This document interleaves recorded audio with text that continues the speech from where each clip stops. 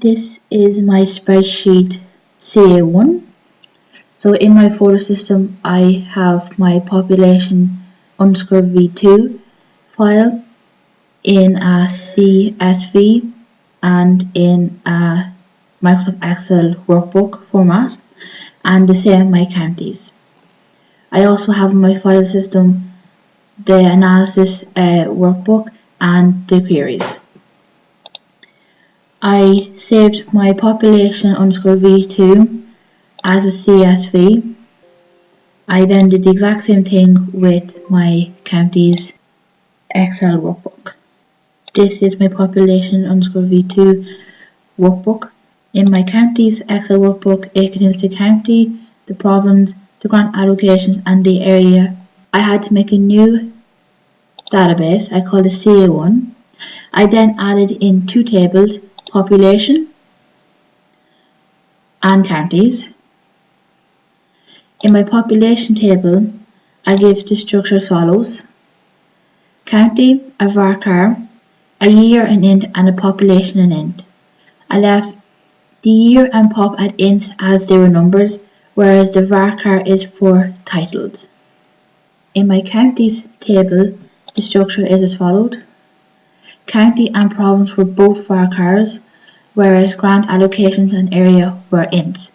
Again, this is because these are numbers and then the county and province are names. To import my CSV files, I went import, choose the file I would want to choose. So for the counties table, I then chose my counties.csv, pressed open, and I then pressed go. This then imported my data to my database table. I did the exact same format for my population table as well. In my database, this is what the population table looks like. Then for my counties table, this is what it looks like on the database. The queries that I used to answer the questions in question 1 and question 2 are as followed. So in my Excel document, for 1b, this is the answer that I got. For 1c, this is the answer that I got, the described table. For 1d, this is the max, the min and the average population I got for each county. For 1e, I got the year and the sum of the population by each year. I then did a graph to show the population to see if it was decreasing or increasing. I then gave a comment on this question. Question 1f, I did this in Excel. I had to find the maximum and the average of population for Ireland. So what I did here is I used equals max, and then back to question 1e, and I used the sum of the population for each year to get me the max, min and average population for Ireland. For question 1g, I had to find the population of Dublin after 1961. I then had to find the rest of Ireland minus Dublin. I did this bit in Excel.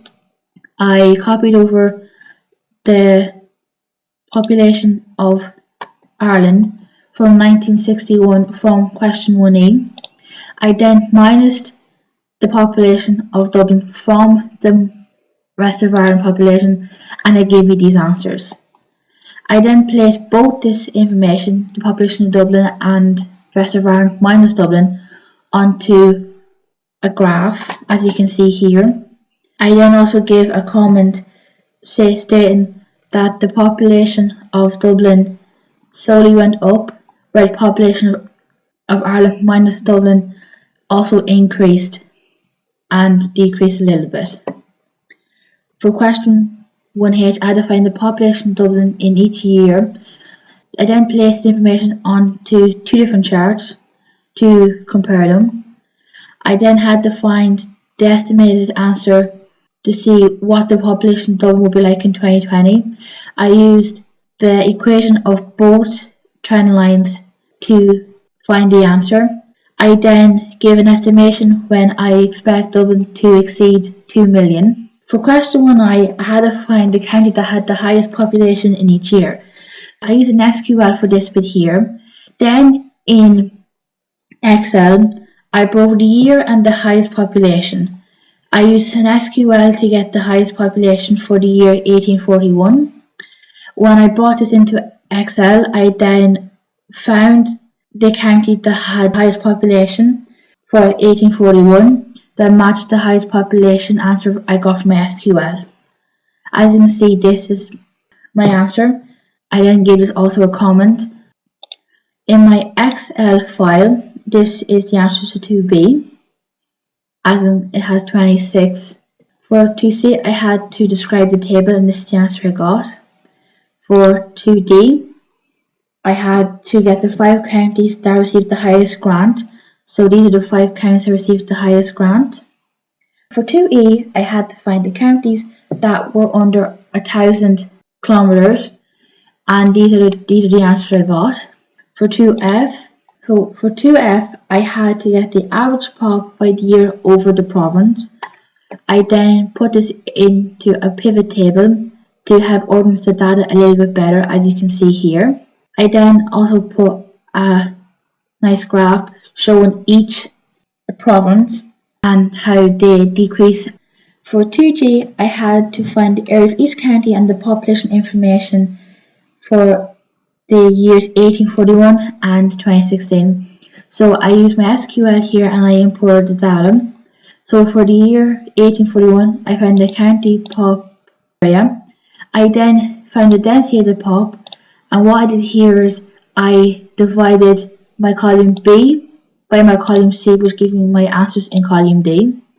I did the exact same for 2016.